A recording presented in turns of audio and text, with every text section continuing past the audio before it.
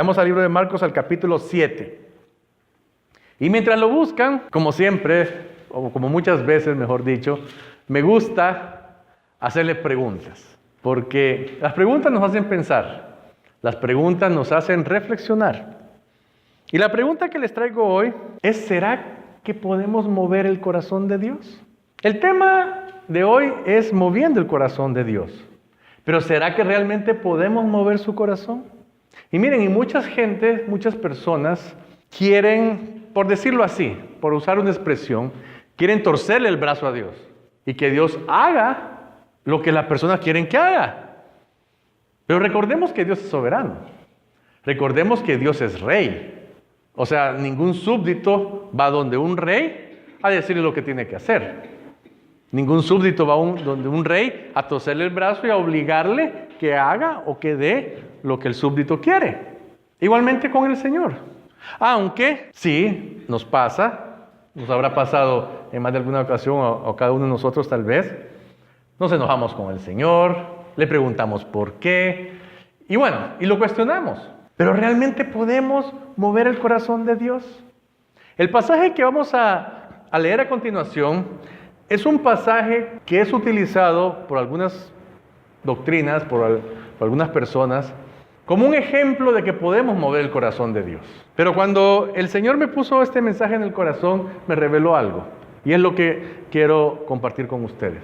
Poco a poco vamos a ir desarrollando la palabra y vamos a ir viendo qué es lo que realmente Dios quiere. ¿Podemos mover el corazón de Dios o no lo podemos mover? Marcos 7, versículos del 24 al 30. Es el pasaje de la mujer Sirofenicia. Creo que todos lo conocemos. Y es el pasaje que yo les mencionaba, que muchas personas lo toman como que, bueno, podemos mover el corazón de Dios. Pero leamos. Marcos 7, versículos del 24 al 30. La palabra del Señor se lee en el nombre del Padre, del Hijo y del Espíritu Santo. Levantándose de ahí, se fue a la región de Tiro y de Sidón. Y entrando en una casa, no quiso que nadie lo supiese, pero no pudo esconderse.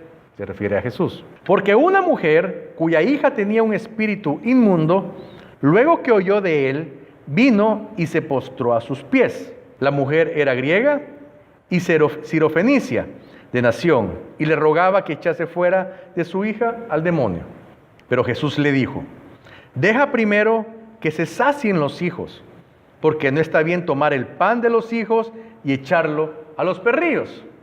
Respondió ella y le dijo: sí, Señor, pero aún los perrillos debajo de la mesa comen de las migajas de los hijos.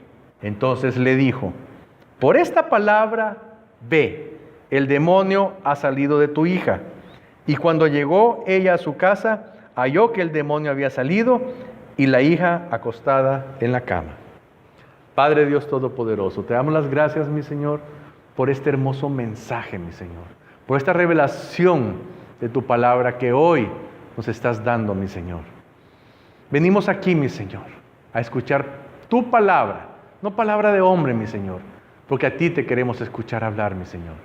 Abre nuestros oídos, nuestros ojos, nuestro entendimiento, pero sobre todo, Señor, abre nuestro corazón para que esa semilla de tu palabra que hoy está siendo colocada en nuestro interior, el día de mañana con tu poder, tú la hagas germinar y crecer y dé mucho fruto.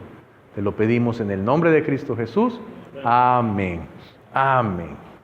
Una persona insistentemente oraba en su casa y le pedía al Señor que le visitara. Y oraba todos los días y su oración era: Señor, visita mi hogar, visita mi casa, Señor. Queremos que estés aquí, te invitamos a venir a nuestro hogar. E insistentemente esta persona oraba todos los días. Un día, estando en oración, escuchó la voz de Dios, escuchó una voz que le dijo: hoy llegaré. Y entonces esta persona salta de emoción, se levanta y empieza a arreglar la casa. Eso les pasa mucho a las mujeres, ¿verdad? Cuando van a tener visita, empiezan a arreglar la casa. Empezó a arreglar la casa, se empezó a arreglar, se bañó, se vistió y se puso como que iba a llegar Dios. Porque Dios le había dicho: hoy llegaré. Y entonces de repente suena el teléfono y no tengo que atenderlo, lo desconecta porque ya va a venir, ya era la hora que llegara la persona. Ya era la hora que llegara Dios. Y estaba atenta. De repente tocaron a la puerta. Oh, este debe ser Dios. Ahorita Dios viene. Y abre la puerta y era un pordiosero. Y el pordiosero le dice, señora, tengo días de no comer. Tengo mucha hambre. ¿Me podría dar algo de comer? Le dice. Oh, mira, le dice, oh, qué lástima, fíjate que ahorita estoy esperando a una persona muy importante. No te puedo atender, le dice. En verdad, yo quisiera ayudarte ahorita, pero ¿sabes qué? ¿Por qué no vienes mañana? Yo mañana con mucho gusto te atiendo, te doy comida. Y el pordiosero le decía, es que tengo hambre, de verdad tengo días de no comer. ¿Sí? Algo, un pan, no le voy a quitar mucho tiempo. No, mira, de verdad, yo ahorita estoy esperando a alguien muy importante, así que no te puedo atender. Y entonces cerró la puerta y el pordiosero se fue. Así llegó Dios ese día. Él estaba ahí presente en esa persona, en ese pordiosero. Y entonces muchas veces oramos, le rogamos al Señor, le pedimos algo, pero queremos que actúe conforme a nuestro deseo, conforme nosotros nos imaginamos que debería el Señor actuar. Esta persona nunca se imaginó que Dios iba a estar presente en la persona del pordiosero. Esperaba, no sé, una luz, algo glorioso, que el Señor entrara en aquel lugar y llenara su hogar. Pero realmente el Señor Jesús también dijo, si lo haces a uno de los más pequeños, lo haces a mí. Pero claro, lo que sucede es que muchas veces no reconocemos la presencia de Dios. No reconocemos al Señor mismo. El Señor mismo dijo, a lo suyo vino y los suyos no le reconocieron. ¿Por qué? Porque esperaban un rey glorioso, un Mesías poderoso que los iba a sacar de la esclavitud. Y en aquel momento, históricamente hablando, estaban siendo esclavos de los romanos. Por lo tanto, esperaban un libertador como Moisés cuando los sacó de Egipto. Esperaban un libertador, un Mesías que los sacara de la esclavitud de los romanos, de esa opresión romana. Y claro, el Mesías los iba a liberar por siempre de cualquier otra esclavitud. Pero nunca se dieron cuenta que lo que Jesús hizo era liberarnos del pecado eternamente, de la muerte eterna. Él vino a anunciar un mensaje de salvación. Y muchos no le entendieron. Y fíjense, ahí en su boletín, en la parte de atrás, donde pueden anotar los mensajes, he puesto esta frase, para que es la frase principal, digamos, el mensaje principal que el Señor quiere darnos hoy. No se trata de que nosotros movamos el corazón de Dios. Es Dios quien quiere mover nuestro corazón. Vayamos entonces al pasaje que leímos al principio. Y curiosamente, hoy es el único pasaje de la Biblia que vamos a ver. Otras veces, hasta les digo, miren, para cambiar un poquito más rápido, ni abran su Biblia, y tienen los pasajes, pero hoy es el único. Es el único que el Señor puso hoy, pero escuchémoslo bien. Vamos a ver, ¿quién es esta mujer sirofenicia? ¿Quién es ella? Jesús había estado en Jerusalén y había estado ahí debatiendo con los fariseos, con los maestros de la ley, con los publicanos. Llegó un momento en que agarró a sus discípulos y se fueron de Jerusalén y se fueron a Tiro y a Sidón. Esa área de ahí realmente está fuera de Israel, totalmente fuera de Israel. Ya no es Israel ahí, pero se fue y se apartó un momento con sus discípulos, como un retiro, digamos. Porque después de eso Jesús regresa a Jerusalén ya para ser crucificado. Y entonces, estando ahí, apareció una mujer cananea, una mujer de Fenicia. Era griega, dice, hablaba griego.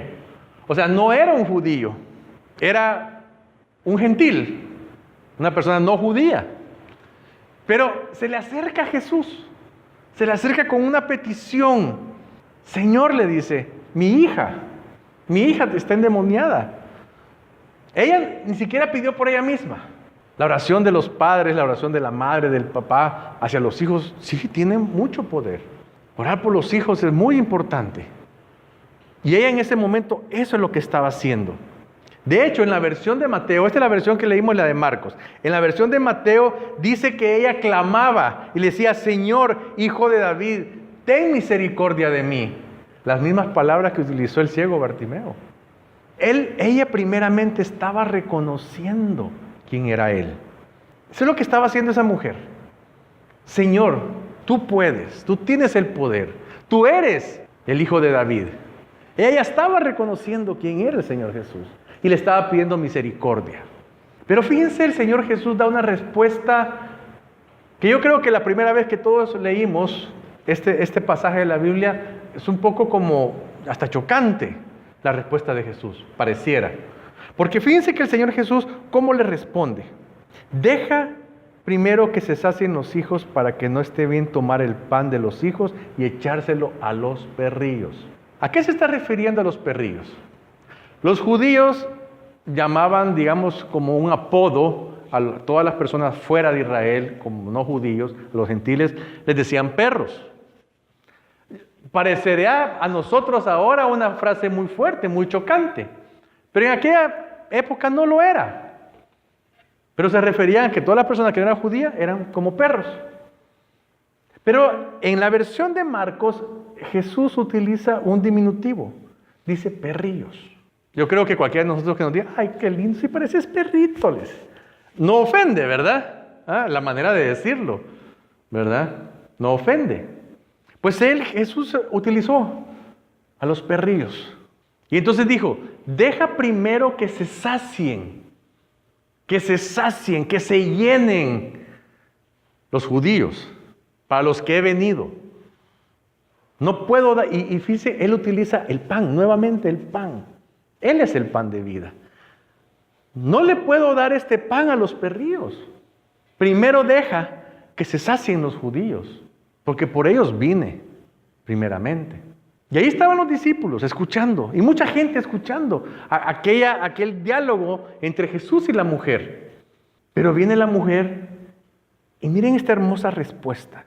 Sí, Señor, yo sé que vienes por ellos, pero los perrillos aún, debajo de la mesa, comen de la migaja de los hijos. ¿Qué está haciendo la mujer ahí? Ella está reconociendo su posición. ¿Podemos nosotros en algún momento reconocer nuestra posición ante el Señor? ¿Quiénes somos nosotros ante el Señor? Pecadores. Estábamos muertos en delitos y pecados. ¿Realmente cuando llegamos al Señor reconocimos con humildad lo que éramos? Y entonces aquí la gente dice, es que las palabras de la mujer, qué inteligente, qué sabia. Y el Señor ya ni siquiera vio qué responderle.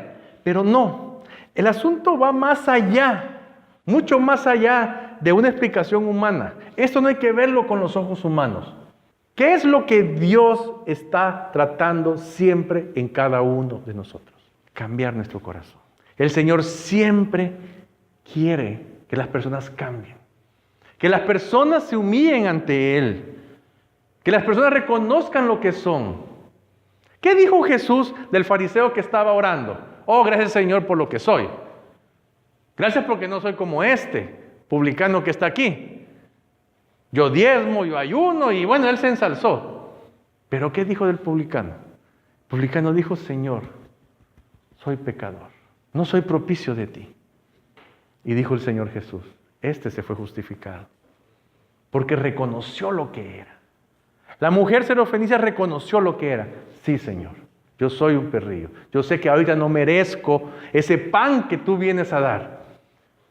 Pero fíjense, pero yo puedo comer debajo de la mesa de los hijos y por lo menos migaja, Señor. Una migaja de tu pan es suficiente. Una palabra tuya, le dijo el centurión, es suficiente para que sane mi criado. Es que al igual el centurión actuó de la misma manera que la mujer sirofenicia. Sí, le fue a pedir por su sirviente. No pidió por él, ni por su familia, ni por sus hijos. Por su sirviente. El centurión amaba a su sirviente. Y entonces el Señor Jesús dijo, bueno, yo voy a ir. No. Yo no soy digno ni siquiera que entres en mi casa. Tú eres Jesús, tú eres Dios. Pero con solo que digas una palabra, será suficiente para que sane mi criado. Wow, dijo el Señor Jesús. No he encontrado fe tan grande en toda Israel. Y eso fue lo mismo que hizo la mujer sirofenicia. Dijo, una migaja tuya es suficiente para que mi hija sane. Para que ese demonio salga de mi hija. Y entonces Jesús le dijo, wow, por tu palabra que se haga. Reconoció la fe, vio la fe de la mujer. Ahora bien, ¿será que le torció el brazo al Señor Jesús? ¿Lo puso así como que en jaque mate por la respuesta de la mujer? No. El propósito de Dios es cambiar los corazones. El propósito de Dios es que la gente llegue al arrepentimiento, que acepte al Señor Jesús como el Señor de su vida y que alcancemos salvación. Dios quiere, y dice la palabra, que todos lleguen al arrepentimiento. Él quiere que todos. Y entonces, ¿será que el Señor Jesús en aquel momento dijo, wow, qué palabra? No, yo no tengo nada más que responderle que se haga conforme a su fe. No, se cumplió el propósito de Dios en esa mujer. Primero que reconoció a su hijo, porque es el hijo de David. Ten misericordia de mí. Reconoció a su hijo y reconoció su condición. Muchos tienen hoy en día que reconocer al Señor Jesús como el Hijo de Dios, como aquel que fue levantado entre los muertos por el poder de Dios, y reconocer que son pecadores y llegar al arrepentimiento verdadero. Porque dice la palabra que un corazón contrito, un corazón humillado, jamás despreciará al Señor. Jamás. Si despreciaba el Señor a esta mujer que estaba humillada, que estaba arrepentida, iba a contradecir la palabra de Dios. Pero no, como llegó al arrepentimiento esa mujer, como reconoció a Jesús como el Señor, el Hijo de David, hágase conforme a tu fe. Porque esa es la otra. También el Señor quiere que nuestra fe crezca. ¿Cuántas veces el Señor no les dijo a sus discípulos, hombres de poca fe? Hombres de poca fe. ¿Cuántas veces se lo dijo? Así que el Señor vio la fe de aquella mujer. Entonces dijo, esta mujer ya me reconoció, ya sabe su condición, que se haga conforme a su fe. Porque si pides con fe, se te dará. Con fe puedes mover montañas, pero la fe correcta, la fe que va conforme a la voluntad de Dios. Además, intrínsecamente en el pasaje, el Señor les estaba diciendo a sus discípulos, mi palabra no se va a quedar en Judea. Mi palabra va a salir para los gentiles.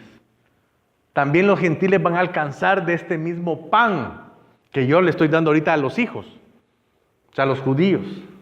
Pero como lo rechazaron, abrió la puerta para que nosotros, los no judíos, pudiéramos comer de esas migajas. Pero hoy sabemos que no son migajas. También tenemos acceso al pan de vida, que es nuestro Señor Jesús. Al pan del Señor. Aquí vamos a resaltar 3 aspectos de lo que acabamos de ver.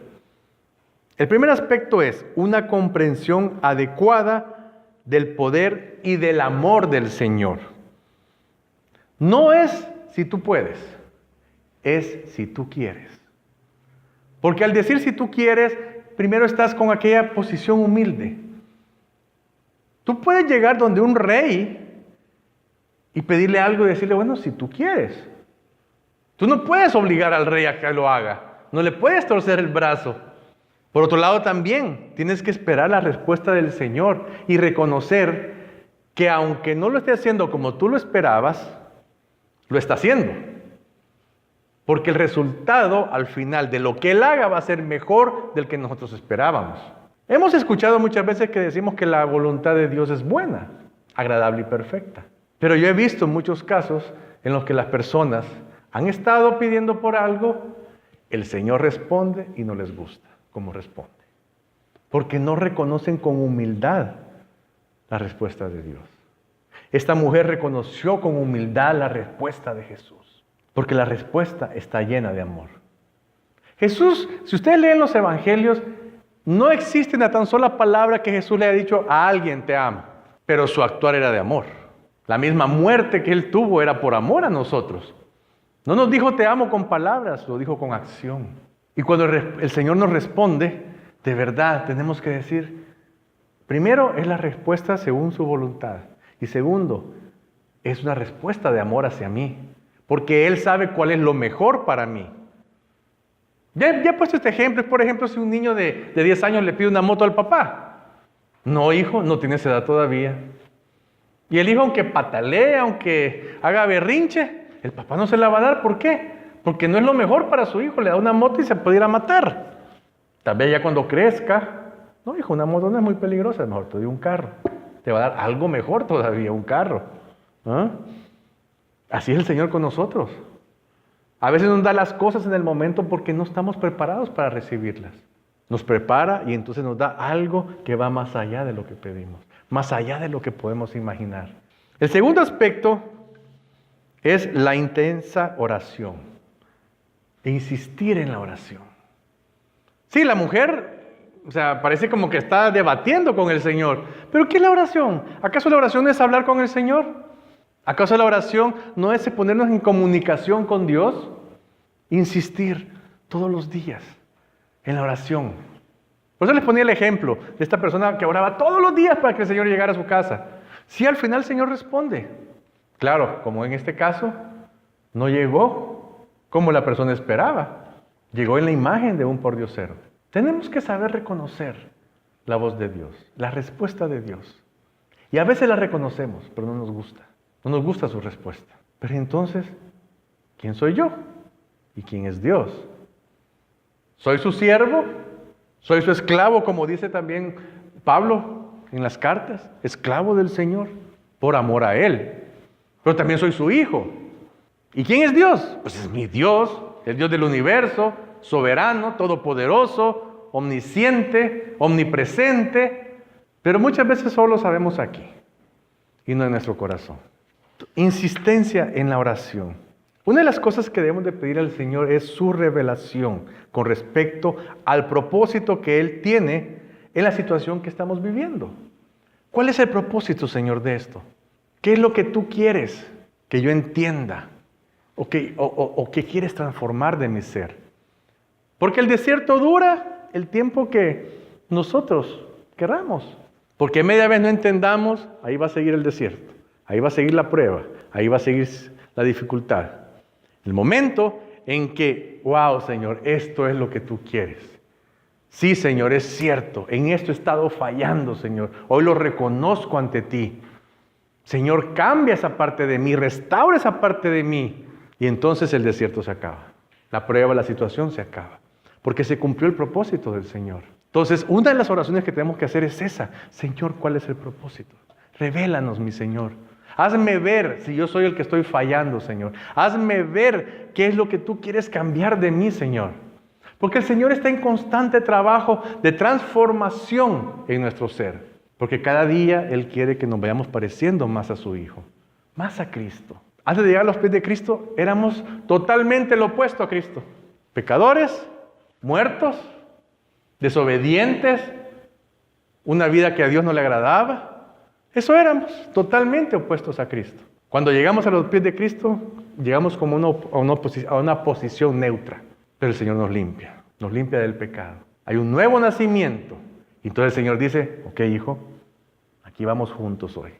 Y yo te voy a ir enseñando a través de mi Hijo Jesús, a través de la palabra, cómo quiero que tú seas. Y nos va llevando.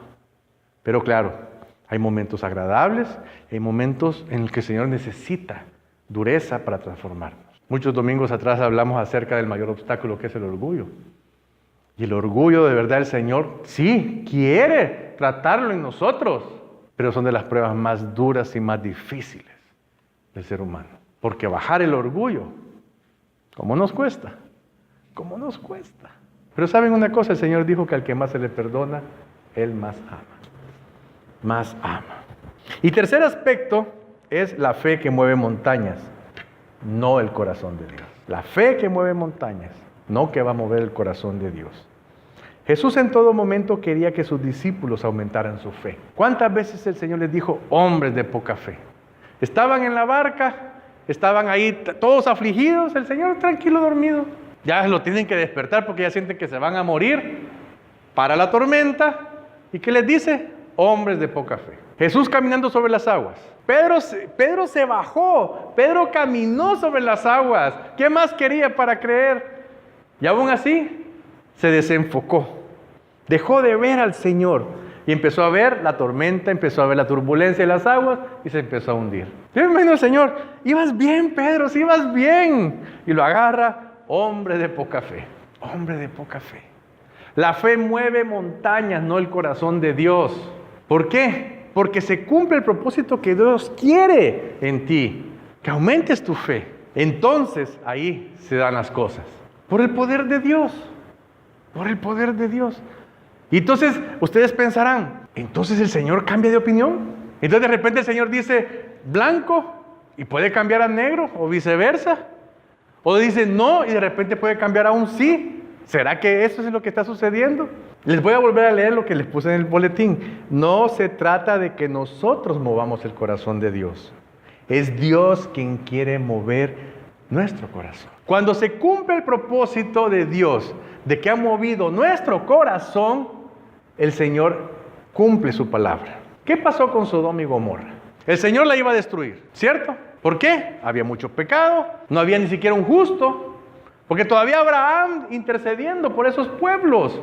Claro, ahí vivía su sobrino Lot, pero él estaba intercediendo. Señor, es que no, Señor, si encuentro 50, por los 50 no la destruiré.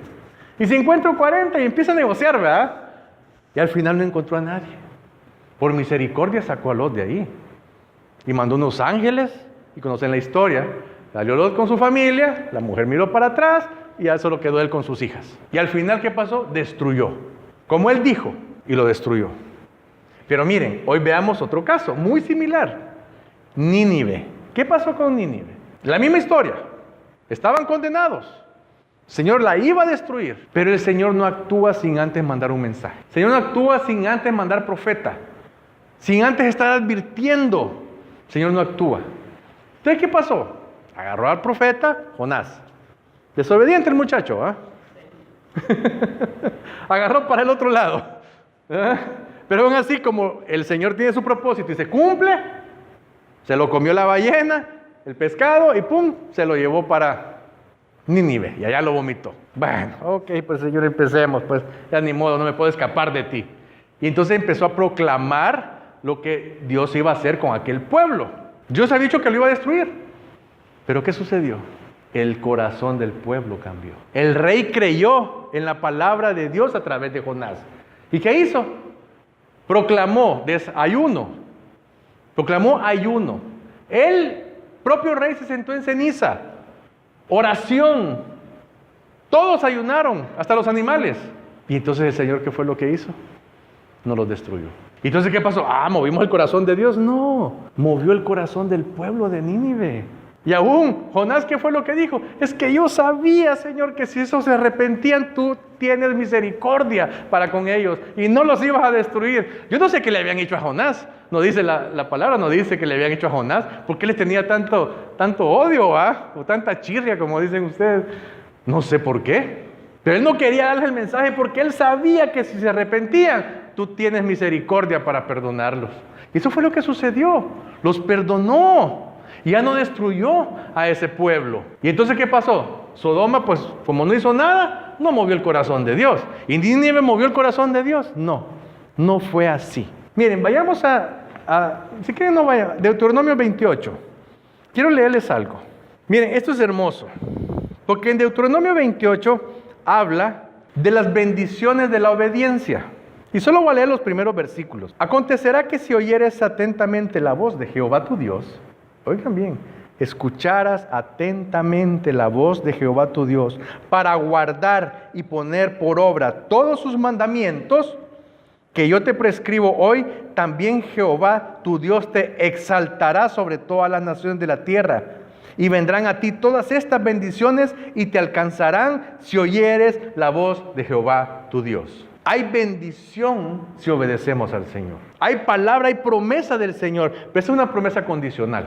¿Queremos alcanzar bendición del Señor? Obedezcamos su palabra. Y más adelante, siempre en el capítulo 28, en el versículo 15 dice, consecuencias de la desobediencia. Pero acontecerá, si no oyeres la voz de Jehová tu Dios, para procurar cumplir todos sus mandamientos y sus estatutos que yo te intimo hoy, que vendrán sobre ti todas estas maldiciones y te alcanzarán. Maldito serás tú en la ciudad y maldito en el campo, maldita tu canasta, y empieza una gran lista de maldiciones. Esa es la palabra de Dios. Dios no se contradice. Entonces, no es que movamos el corazón de Dios. No, es que Dios cumple su palabra. Y entonces, si yo llego con un corazón arrepentido, si yo llego humildemente al Señor, el Señor empezará a bendecirme. Si yo empiezo a obedecer su palabra y a escuchar su voz, el Señor va a empezar a bendecirme. No es que esté cambiando de opinión, Es que el propósito de mandarte ese mensaje, de mandarle el mensaje a Sodoma, de mandarle el mensaje a Gomorra y a Nínive, era para que cambiaran, para que escucharan la voz de Dios. El propósito de que el Señor nos mande esos mensajes así, que nos pase por pruebas duras y difíciles, es para que cambiemos nuestro corazón. Es Dios quien quiere mover nuestro corazón. Y entonces cuando el propósito se cumple y nuestro corazón ha sido movido, el Señor bendice. No está cambiando de opinión. Simple y sencillamente está cumpliendo una promesa condicional. Pero si no cumplimos, dice la palabra, maldito serás. Sodoma y Gomorra no cumplió, fueron destruidos. Nínive cumplió, obedeció, el Señor cumplió bendiciéndolos. No los destruyó. Entonces, no se trata de que podamos mover el corazón de Dios. La mujer sirofenicia no movió el corazón de Jesús. Jesús se dio cuenta que el corazón de esa mujer había cambiado. Que por la situación que estaba viviendo con su hija, ella entendió que tenía que buscar ayuda en un Salvador, en el Hijo de Dios. Por eso lo reconoció.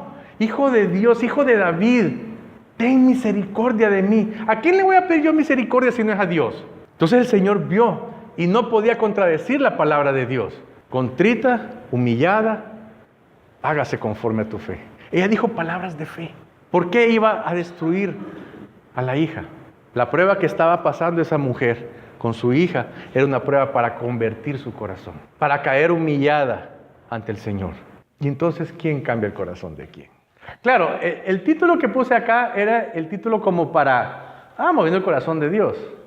Realmente la práctica se llama moviendo el corazón de los hombres.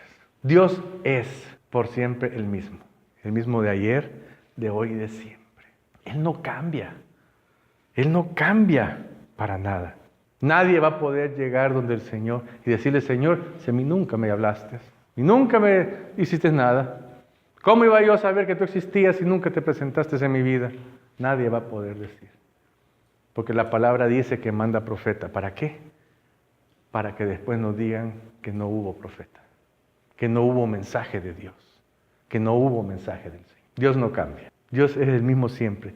Dios no es hombre para arrepentirse, ni tampoco miente. Él es Dios. Él es Dios.